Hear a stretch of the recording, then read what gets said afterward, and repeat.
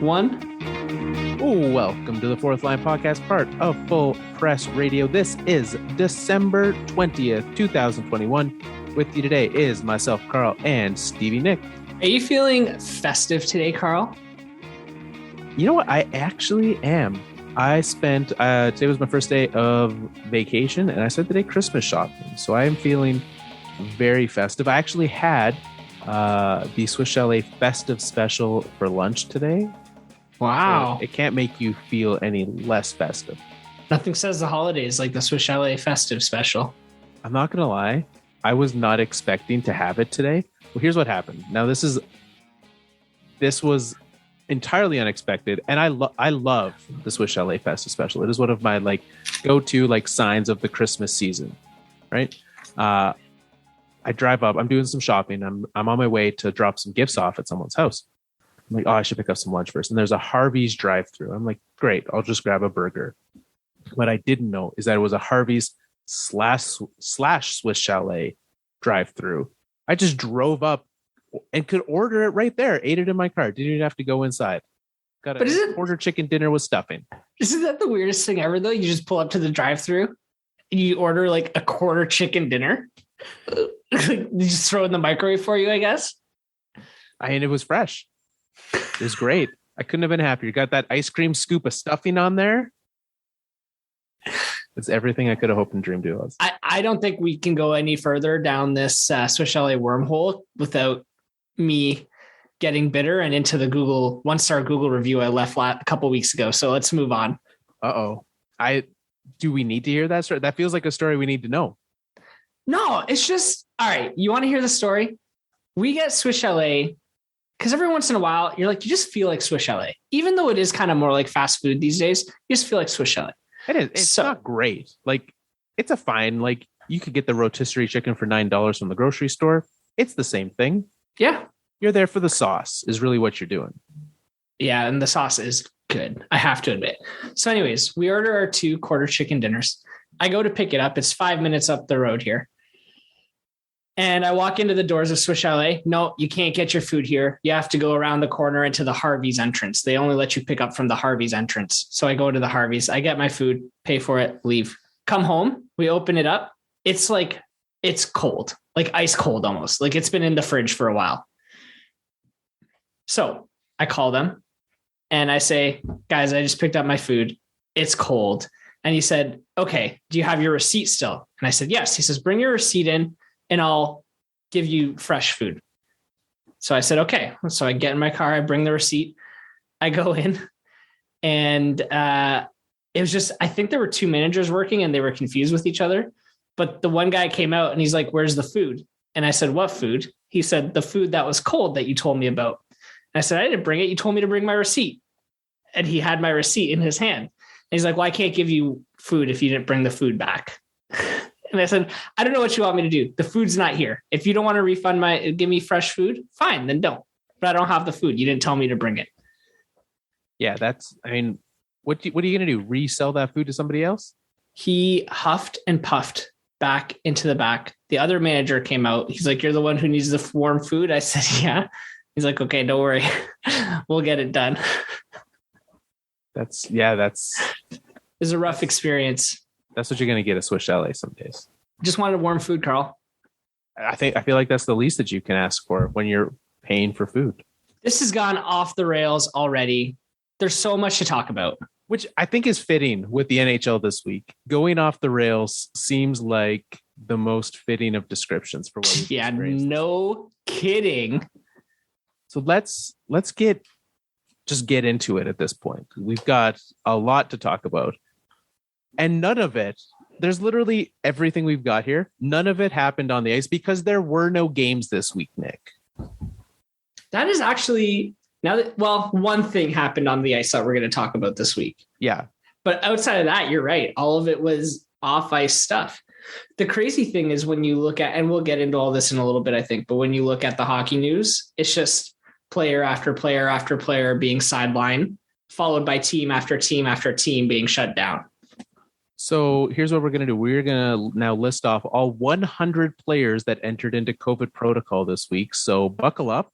And that's going to be our show. So have a wonderful break, everyone. Yeah. Here we go. Mike Hoffman.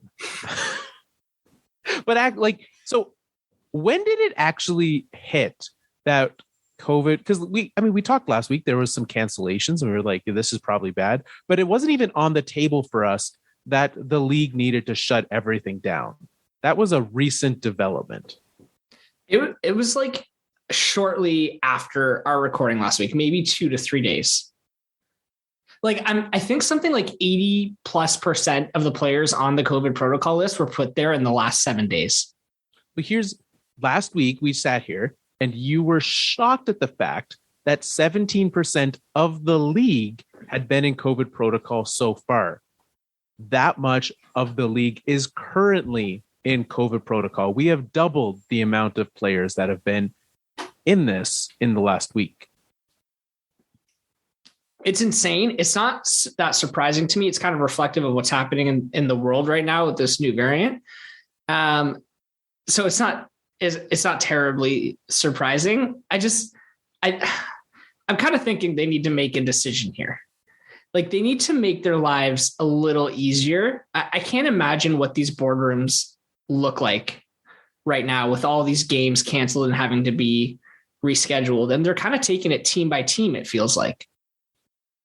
Absolutely they are. Yeah. I mean, I think it started with what kicked off this latest wave. We had a few cancellations leading up to this, but the Flames cancellation, right? And the fact that up to 19 players, not counting coaches and staff, 19 players entered COVID protocol for the Flames this past week, leading to, let's see here. Let's do some quick counting.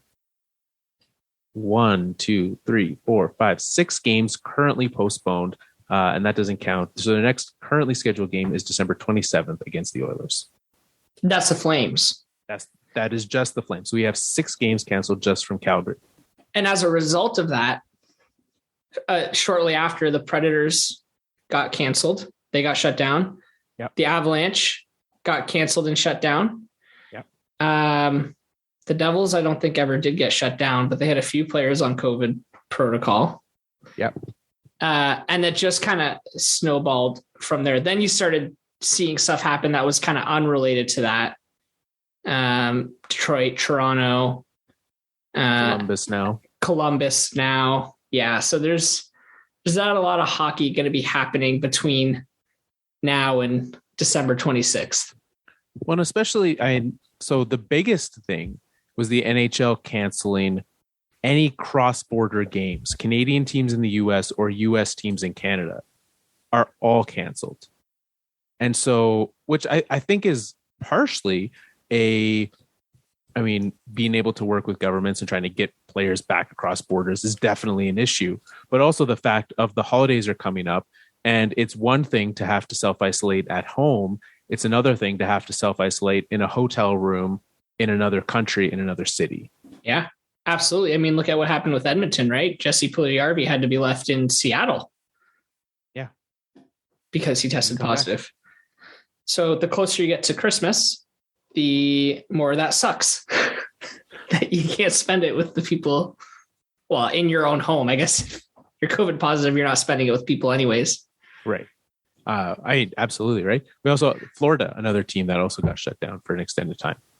But we have this, and so with the break coming, do you think that a full shutdown is the best option for the league at this point, or should they just keep pushing through and doing kind of a one-off like they're doing?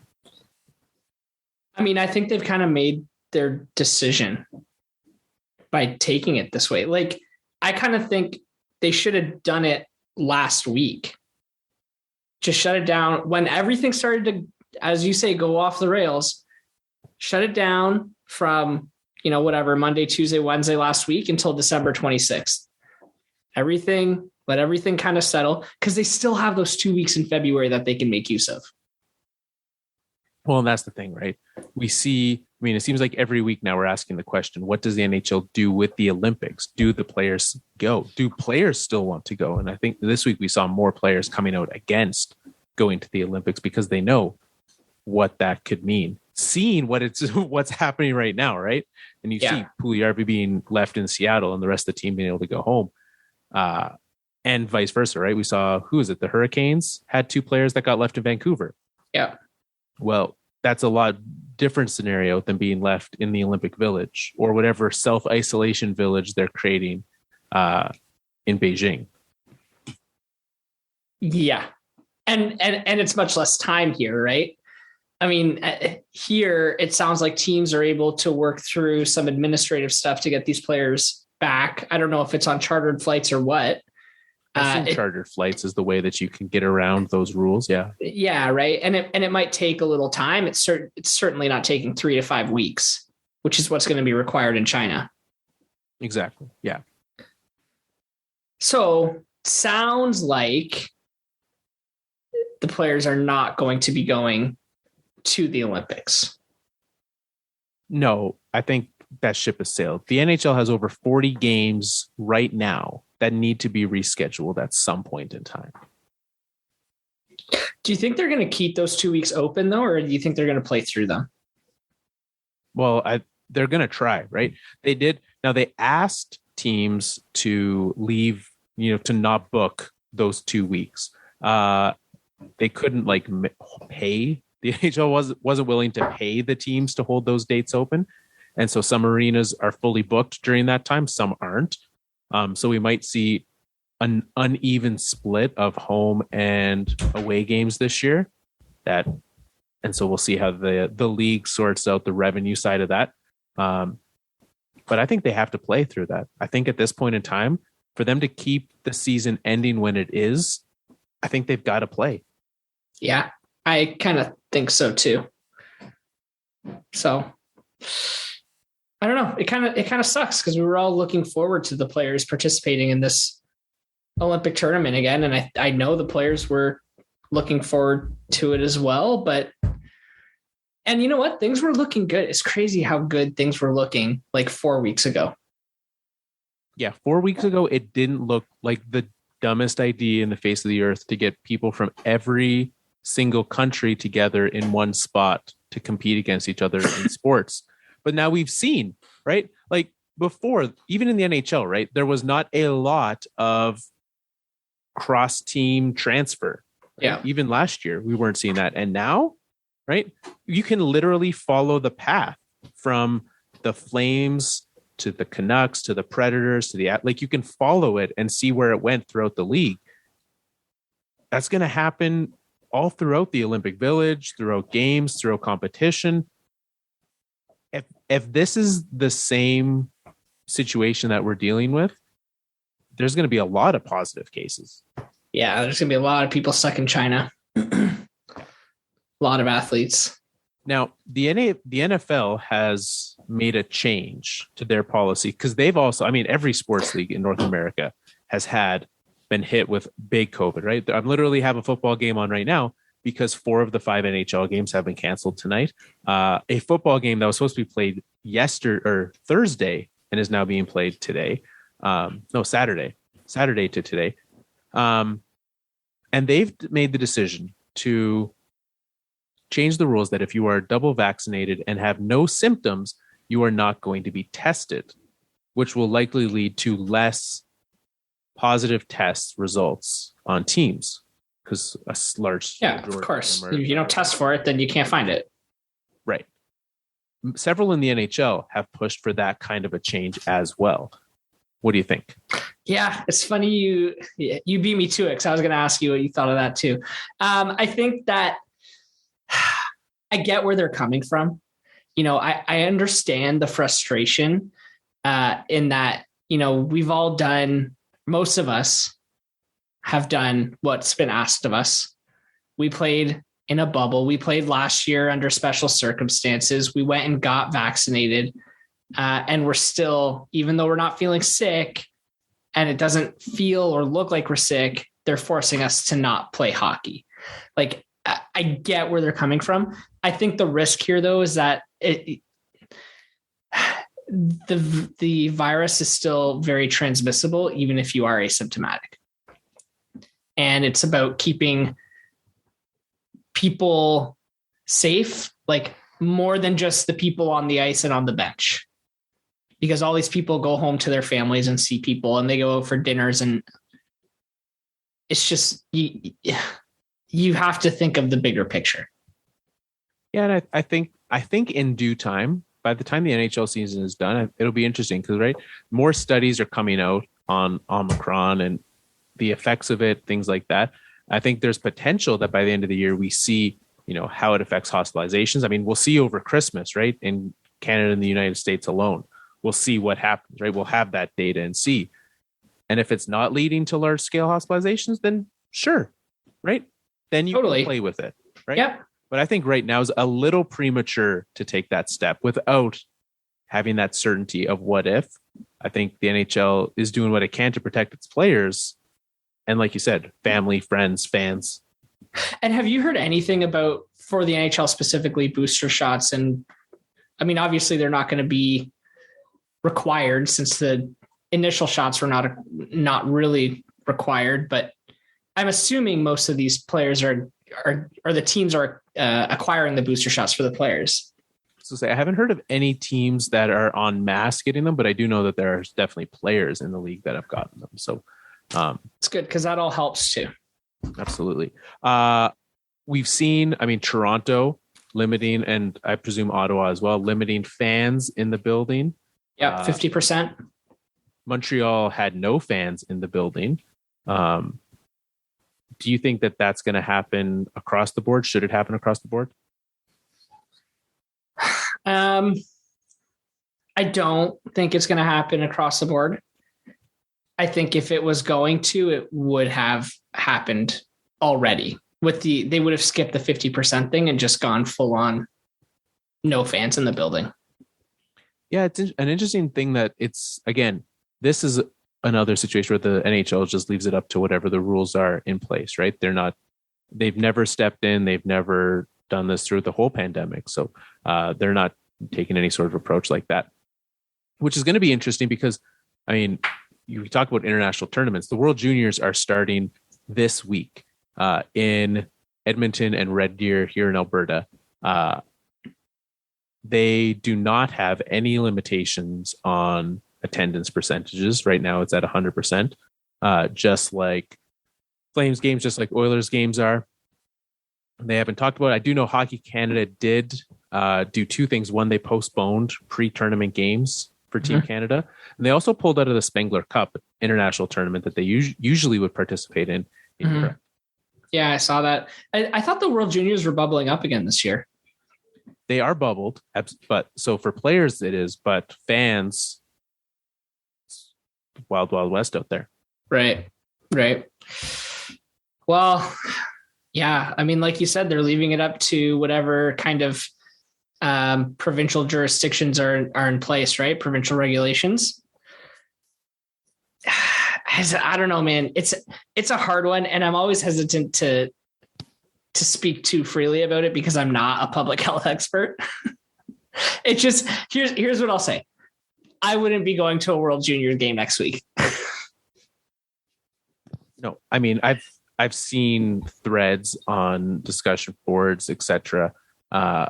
About, hey, I went to this event and got COVID. Did anyone else at this event get COVID? And you see those all over the place. So definitely would be doing whatever I can because, especially right now, right? My priority is to see my friends and family over the holidays, not go to a hockey game. Yeah. Yeah, exactly. So I don't know. I guess if it was me, I would just be like, no fans, maybe just close friends and family.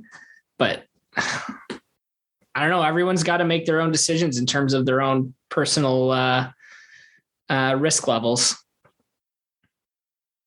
Yeah, we'll see. All right. So there was more news than just COVID this week. That may be a surprise to some because that did dominate the headlines. But we also had a pretty, was it a surprise to you, the coach? Very surprising. Okay. Very surprising. Because it surprised me. And I was like, should I have been surprised? It seemed just super random. Not the fact that Paul Maurice was out as the coach of the Winnipeg Jets, but the fact that he just resigned and the team is not in a free fall. They're not on some crazy 10-game losing streak. he wasn't fired. Like, he just decided, I don't have the room anymore. I'm out of here. It's a very rare situation to see that, right? To see a coach take that step to resign.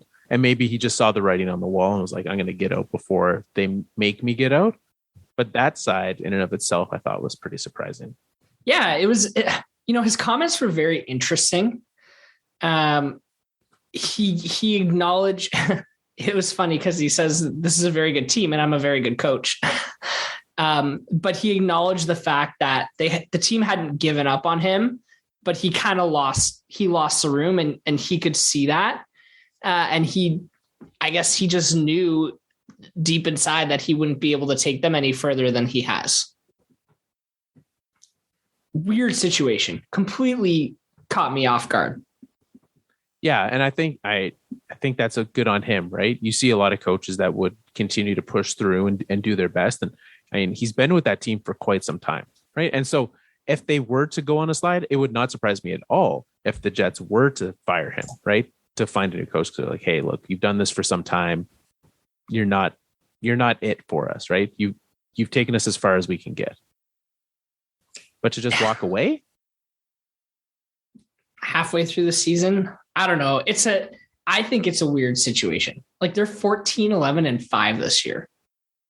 Yeah. So not great, but like they're on the fringe of a playoff spot right now. It could get better. It could not, right? Yeah. I don't know. And they've had big injuries, right? Blake Wheeler's barely played for them this year. Yeah. Totally. The whole thing just seems there's been conversations had behind closed doors. We don't really know the full extent of what's going on there. And the whole thing seems overly like positive from everyone's side. There doesn't seem to be any bad blood here. He just decided, I'm not the coach for these guys anymore. Yeah, I'm out. Weird. Now, Dave Lowry taking over as the coach. I mean, he's been with the team for some time, so it's not that surprising of a move.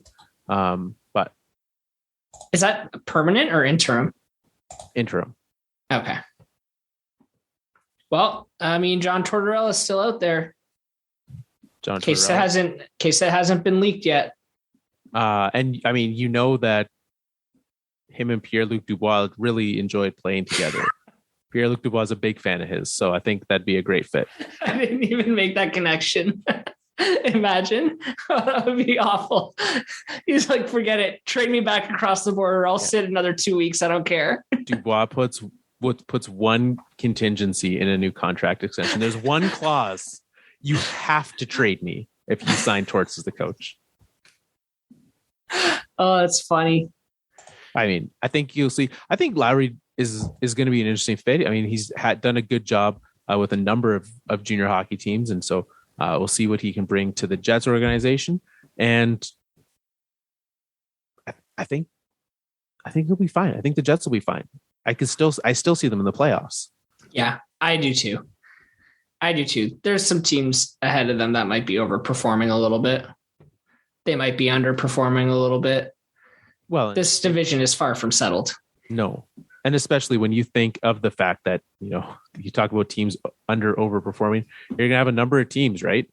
The Predators are going to have a very tough schedule the rest of the year. The Wild, the Avalanche, right? I mean, I wouldn't like to think that the Avs wouldn't be in a playoff spot, but with all of these cancellations, this jam-packed schedule the rest of the season is going to be tough for some of these teams. Yeah. Yeah, you're right. I mean, that's the other thing is like, how do these cancellations affect the schedules of these teams going forward? It could mess with the playoff race a little bit. That's interesting. I think it will, right? I mean, because you've got, even if you look at the wild card in the West, right? You've got, the Flames sitting at 28 games played only, right? They've got 6 games that have been canceled. They should have played an extra 6 games by now. And then you've got the Jets that, I mean, granted, they have had their own cancellations, right? 2 games this week with the cancellation of cross-border games. But so 4 extra games for the Flames to play. Where are they going to find those if they don't do those extra weeks? You're definitely having a more rested Jets team down the stretch. Yeah, definitely. Definitely. Man, I'm on Hockey Reference and I'm just looking at these standings, and the Avalanche are fourth in their division, but they have the highest points percentage by like a lot. Like they're at 648 and the next closest one is 586. I mean, that feels good because I look at those standings and I see Avalanche fourth in the division. I'm like, yeah, that's kind of scary. Yeah, it is. But at the same time, they're a team that's missed a lot of games. They'll be fine. Hopefully. Fingers crossed. All right. Where are we sitting at here? Let's take a little break now. Okay. It's a little early, but we'll take a break now. We'll be back on the side. We've got a little holiday themed game we're going to play. And we got some mailbag questions in this week. So we're going to take a look through those. So we're back on the other side. Bye.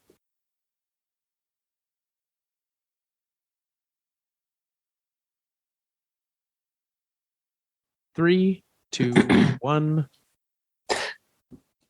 So there was a little bit of hockey. It's funny how you can count in and I can still not be ready. Hey, yeah. If only I asked you, I should ask you before we go, are you ready to go? Just like in the middle of our conversations, being like 3, 2, 1, fix your collar. Yeah, I know. Scratch my nose. Think about what I'm going to say. That's fine. Okay, so there is a little bit of on ice news that we mentioned because there were some games played. A couple, right? And the on ice news, unfortunately, is not something fun like a Connor McDavid goal. It's a pretty hefty suspension that was handed out today. I think it was handed out yesterday, maybe. I think yesterday. Yeah. So Brett Connolly. Quickly. Yeah. Well, I mean, the whole thing was pretty clear and we can get into it, but just high level, Brett Connolly of the Chicago Blackhawks was given a 4-game suspension for what was deemed as interference on, I remember the last name, Kiro. Tanner Kiro. Yeah. Of the Dallas Stars for their game earlier last week. I don't even know what date it is. Today is Monday. It's Monday. That's all you need to know. Yeah. Yeah. So 4 games for that hit. And if you go back and you look at the hit, I mean, I know that my worst last week was Jacob Trouba hitting people with their head down. This one without the puck being there, right? And that's what makes it the interference call. Apparently that's all that you need in the NHL to make the difference between hitting someone in the head is the puck. That's what makes the suspension, apparently. I mean, the puck was nowhere near Tanner Kiro when he got hit. No. I could see, like, at full speed, watching from TV, you don't really see where the puck is.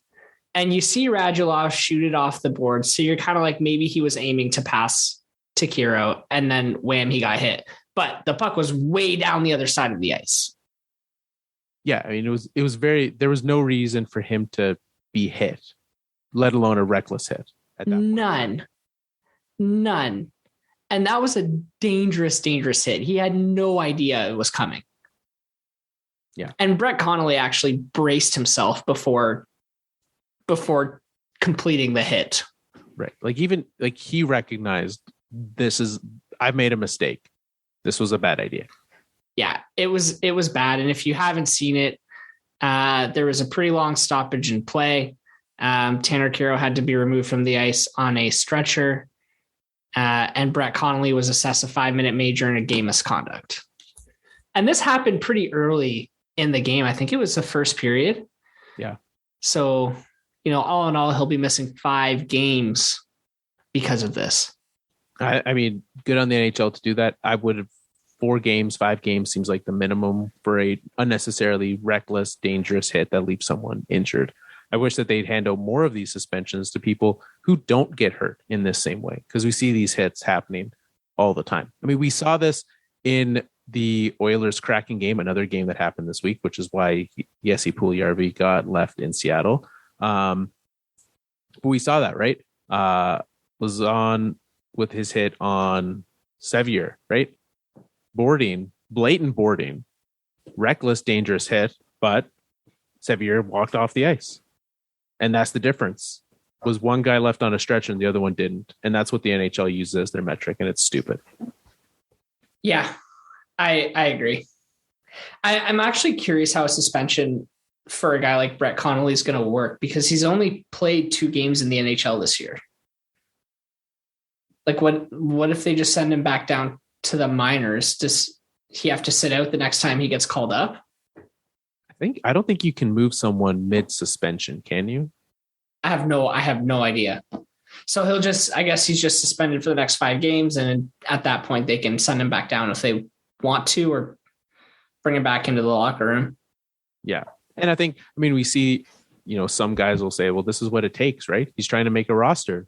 He's trying to play a tough physical game. That's what he has to do to make the team. But that's not how you do it. I don't think he was trying to hurt the guy. Like, I don't think he was headhunting out there. No, I don't either. I think he just, you need to, and, especially a guy like Brett Connolly, who's played 529 games in the NHL, you need to be able to recognize. I like that you made that sound ballpark, but you're like, what, like 529 and I guess, and 528 and a quarter game. And a quarter.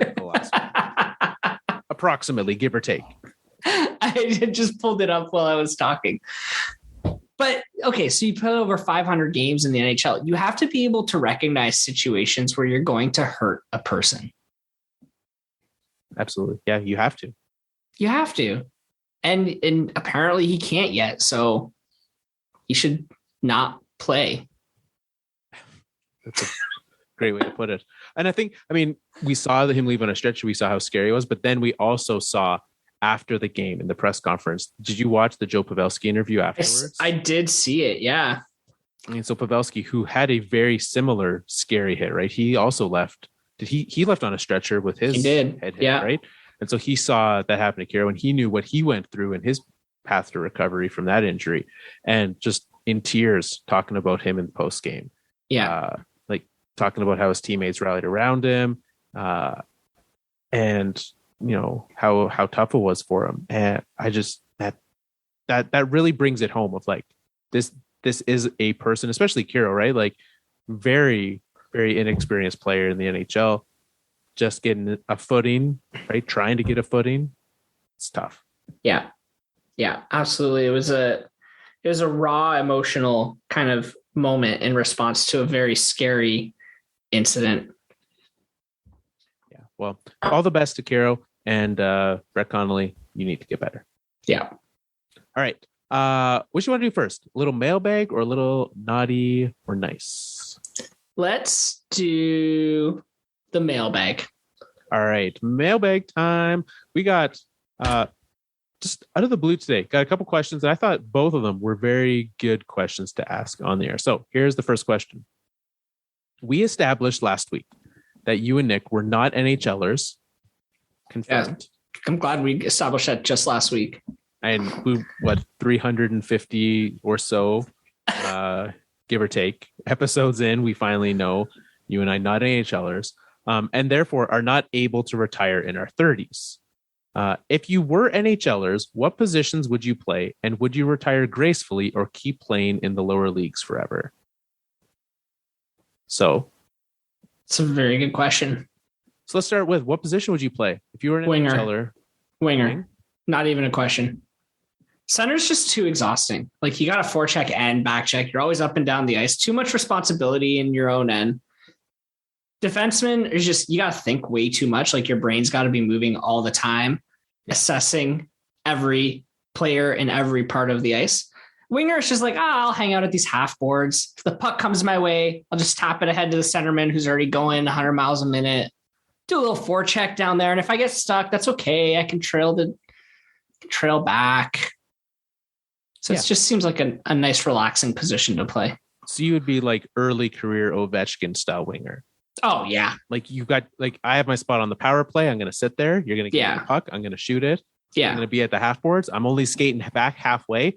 I don't even know what my D zone looks like. Yeah. I've never met a goaltender. Yeah, exactly. Right. And kind of like my dad, when he used to play baseball with me in the backyard, like, just my gloves here, throw it into my glove. If you miss my glove, you got to go get the ball. Right. Okay. I like that. See, now I'm the opposite of you. If I was playing, I'd be like your stay-at-home D. I'm not racing up the ice. I'm going to get that puck out. I'm going to, put it to a good place. I'm going to be the one looking, like you said, right? You got to be watching everyone, knowing where everyone is. I'm going to be doing that. I'm going to get us going, but I'm not going to skate up the ice. I'm not fast. I've never been accused of being fast, so I'm not going to be able to show off those wheels. So I'm going to make sure that I get back a little bit more. I'm going to, I will certainly use the body safely, but effectively. Okay, but here's my problem with that position. Shot blocking. I would never be willing to block a shot. That's also part of what I thought of. In beer league hockey, I will block a shot. Oh, you're insane. And I don't even play D in beer league. That's like, I will absolutely stand in front of that shot. Insanity. You know what I do when someone winds up in beer league? I do that thing where like I hold my stick, like, and my wrist is loose. And I just back away and hold my stick out. I just turn away. I'm like, ee. Just try to get that blade in front and maybe deflect it up. Yeah, exactly. Yeah. No, I've taken several shots in spots that I do not wish to have. I'd say the only game that I didn't was the game that I forgot to bring pants. That one I did not. Those are the games where it's like very quick 30-second shifts. I was just glad that someone brought at least, for some reason, no one had a spare pair of pants for me to wear, but someone had a spare shell for me to wear. So I just wore it just looked like I was wearing gym shorts. Oh no. So that was good. What would you do? Would you retire early? Let's say you're like a middle of the road NHL'er, right? You're like you're a second, maybe a third line winger. Are you retiring early? Or are you going to just, get sent down to the A, try to make it work? Go over to Europe for a bit? What are you doing? I'm not working that hard. I just need I don't even need a big boy contract. Like, just give me like one kind of decent contract. At the end of it, if you don't want me anymore, I'll ride out into the sunset. I don't need big ceremonies with flowers. I don't need to go to every team in the league and shake people's hands. I'll just take my one modest contract and I'll ride out into the sunset. You'll get paid once and just... I'm only grinding it out in the AHL once. I'm not doing that again. Exactly. Yeah. I support that. Yeah. I'm not doing it again. Yeah. I'd be content, especially if it's like early 30s. Like if I'm 32, 33 and I've played in the NHL for, let's say 8 years, an 8-year career, I'm going to get paid. I'm going to be good enough. I can go and coach. I'll go coach some team that's going to pay me enough of a salary that I'll be happy, can live comfortably. Exactly. That's the thing about that, like kind of 8-year length of career. Like you're in the game long enough that you can keep working in the game, even if it's not playing. Exactly. And you might not be an NHL coach. You might not be a junior coach, but some college somewhere will hire you. Yeah. Or you can be like a video coach, or you can be whatever Paul McLean was to the Maple Leafs in that Amazon series. I still don't know what that guy was doing. He was there for mustache support. Yeah. He was the one teaching Austin Matthews how to take care of his facial hair. That's it. Maybe he's the one who convinced him the mustache was the demon. You got demons under your bed. You got demons behind the door. You got demons under your lip. You got demons everywhere. Well, there you go. So you and I would both retire at the same time. Luckily, we're not stealing each other's spots on the roster. So, yeah, exactly. Yeah, we actually make a pretty good PK probably. Absolutely. You're playing. Except I'm not blocking. I'm not blocking shots. It doesn't sound like you're playing the PK at all. Yeah, I'm not blocking shots. No, I'll be out there. You'll be on the power play. I'll be on the PK. Yeah, and that's. We never have to be on the ice at the same time. That's probably for the best. Yeah, we'll see each other in practice when I try to stop you in practice. Yeah, exactly. All right. Second question, and this one actually is interesting because it's somewhat related to you and your fandom. It is. Yeah, it is. This is the exact question. I have theories, but what's your reasoning for why Alfie, aka Daniel Alfredsson, is not in the Hockey Hall of Fame? Oh, Detroit Red Wing, Daniel Alfredsson. I just think he's not very liked. I don't think people like him as a person. Because like think about the Hockey Hall of Fame selection committee is a bunch of former players and like hockey people, right? I just don't think he was that well liked within the hockey community. He was a great player. That's my theory. Also, he has no cups, no hardware, no cups. He does have the rule that I like to have for that of you have to be the best player on your team. He was the best player on his team for most of his career. True. I just don't think he was good enough. Like numbers wise, but like he was okay. Sure. But he never led his team to very much of any success. Like the Ottawa Senators were not a good team during his time. They weren't. They had a couple good runs, right? Maybe. Yeah, there was a couple, but not enough. Not enough for you to look at him and say, hey, he was a great player who did great things in this league. Yeah, that's fair. I do think. I think I'd agree with that.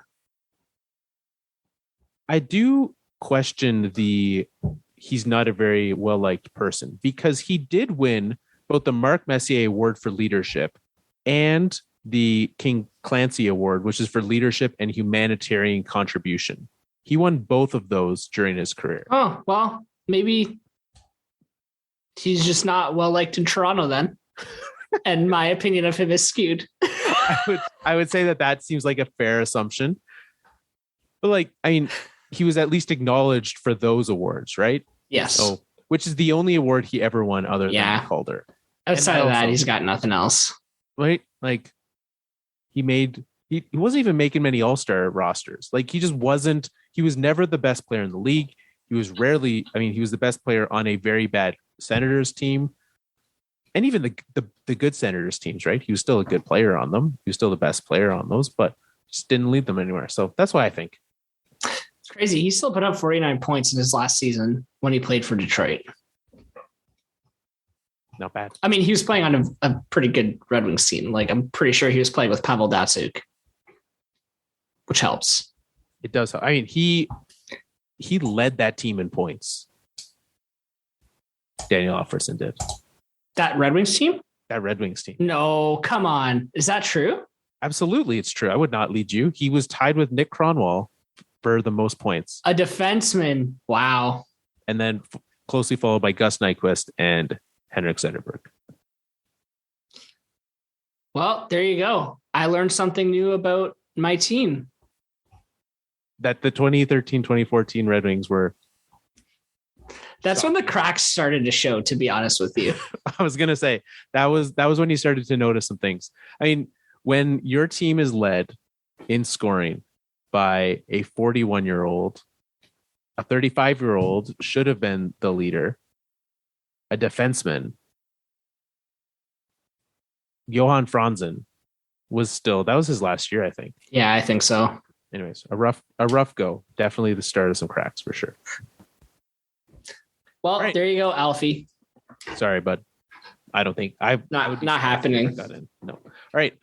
Naughty or nice. We're replacing best and worst. The Connors and the Coyotes are gone. The naughty and nice list is in because, hey, the holiday season is here. We're making our list. We're checking it twice. And we are taking next week off. This is our final show of 2021. We fell so far off the rails. I literally planned on mentioning it at the very beginning, but we got so distracted with chicken that I forgot to. It's okay. You're forgiven. So we're taking a Christmas break. Hey, if the NHL players can have every game canceled, we can cancel 1 week of the podcast. Yeah, I don't know what we talk about next week anyways. Probably just a lot of World Junior talk. Yeah, probably. From like the 2 days of the tournament, unless everything gets canceled. It'll just be like, let's not go there. Good plan, Nick. All right. Yeah. So naughty or nice, are there anyone that stand out? Let's start on the positives. Okay. Let's start with our nice list. Okay. And I think our plan, we're going to look at like the whole season, everyone in the NHL so far this year. Who is on your nice list? Oh, that like number one for me, it's easy. Connor McDavid. He's scoring a lot of nice goals. I mean, he's slowed down a lot since his red hot start that I think we all knew wasn't sustainable. Yep. But still fantastic. Yep. Connor McDavid, you're on the nice list. What about Bruce Boudreau? Right? Has he lost yet? Or did they just shut them down? They won and then they got shut down. So like, hey, Bruce, you're doing great. Yeah. Literally, you're not allowed to play. Yeah, 6-0 since he got hired. That's pretty nice. And he's played some low teams like the Kings, the Jackets, the Sharks, but beat the Bruins, the Hurricanes, the Jets.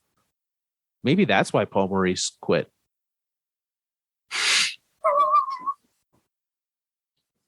The Canucks beat them. He's like, I can't do this anymore. He had a loser leaves town bet with Bruce Boudreau. He's like, all right, Bruce, here we go. You win. I resign. I'm going to put on my nice list the changes with ESPN's broadcast this year. I'm going to put that on my nice list. Oh, that's a good one. In general in the NHL this year. I'm going to put them on my nice list. I've enjoyed it. It's taken a bit of getting used to, but the addition of some really good pieces, Liam What's-His-Face, whose last name is escaping me right now. I enjoy that they brought him in from NBC. I liked him.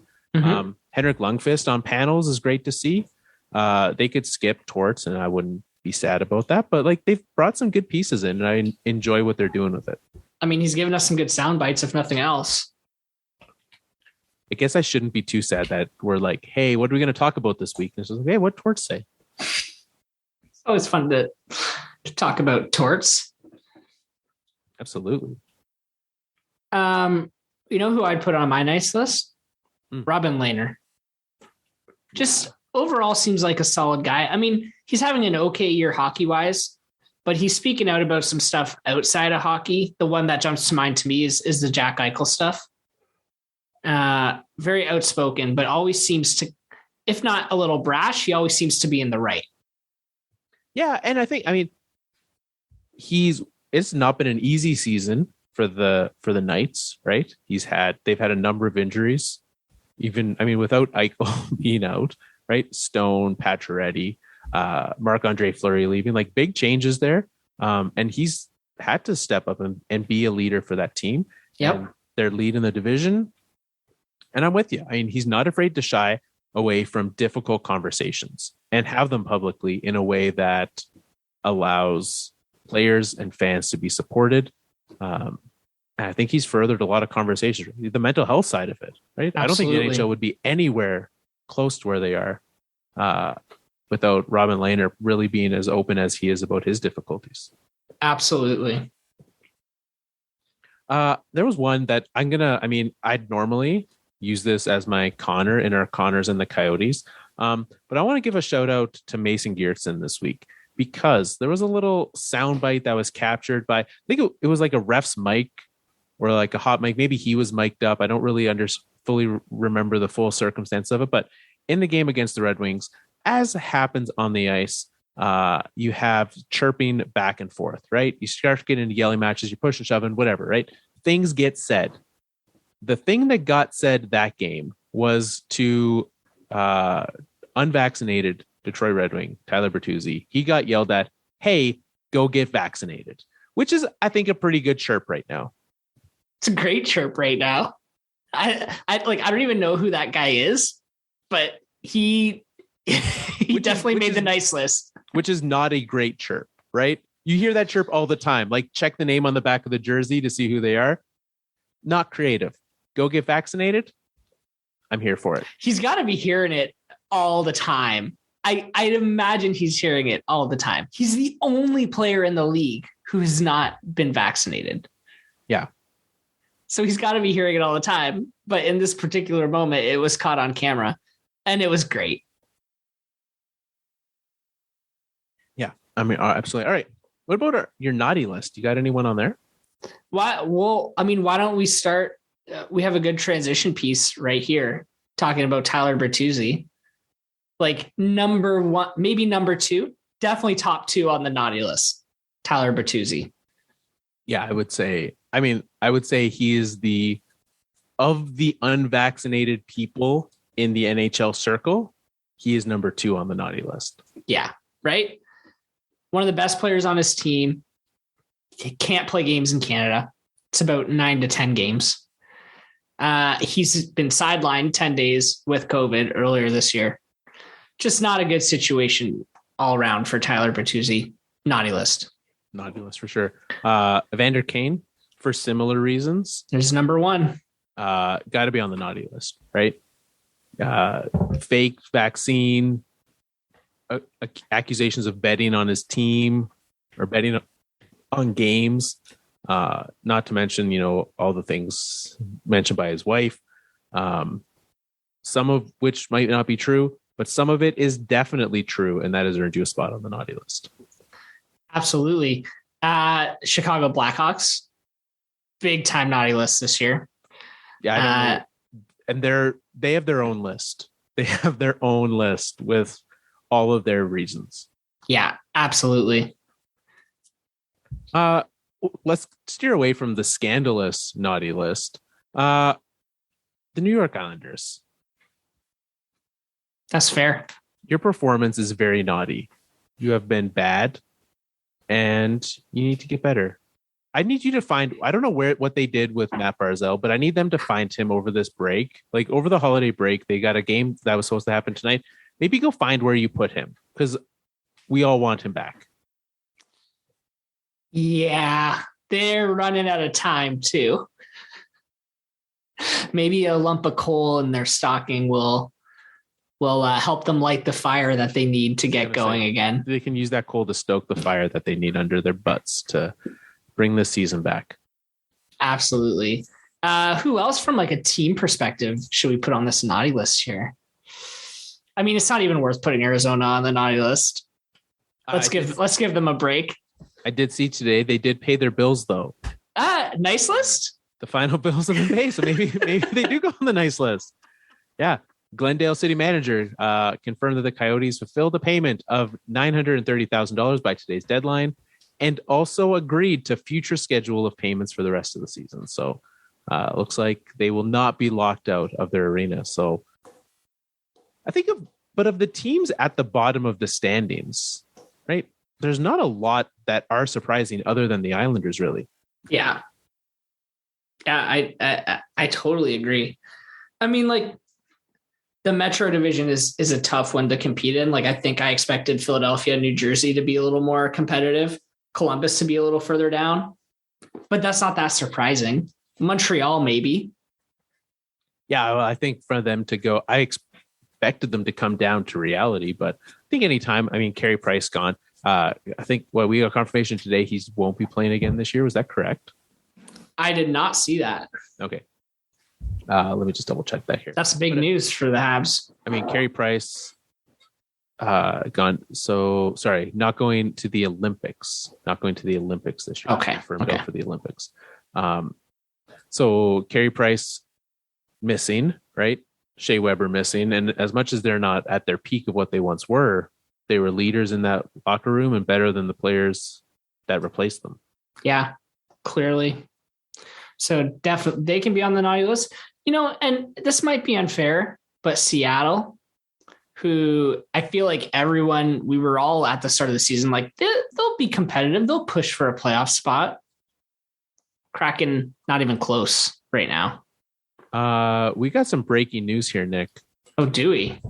From Frank Saravelli coming in here. NHL, NHLPA have agreed to suspend all operations from December 22nd to December 25th and will reopen team facilities on December 26th, no earlier than 2 p.m. local time. No practice, no testing during those days. Tuesday's 2 remaining games will be played pending test results. So we've got 2 games tomorrow and then an extended Christmas break with all games canceled. Not at all surprising. And when are scheduled games supposed to resume? The 26th? That sounds like, yeah. So 26th, 27th, the games start again. Facilities can open on the 26th. That's right. Not terribly surprising. Are they the only league that's kind of put a blanket cancellation on all their games right now? They are so far. Yeah. So there we go. Makes sense. COVID, you're on the naughty list. Big time. But I mean, very glad of two things now. Glad, number one, that we got that in before we wrapped up the show right away here. Glad about thing number two, that we don't have a show next week because there will now literally be nothing to talk about. Confirmed. So this is it. We'll be back when there's actual news. We'll be back. We'll wait for some hockey to come on, which means that tomorrow's games, we have one high sticking game tonight, which is Minnesota Dallas. It was supposed to be Colorado Detroit. We were supposed to say we didn't pick that game. Bet. I know that game got canceled early. That Detroit Colorado game. Yeah, we knew early on that was going to be happening. But so we have two more games tomorrow, and we're going to play high sticking with both of them because it is an early game and a late game. We have a game at 5:00, which is Washington, Philadelphia.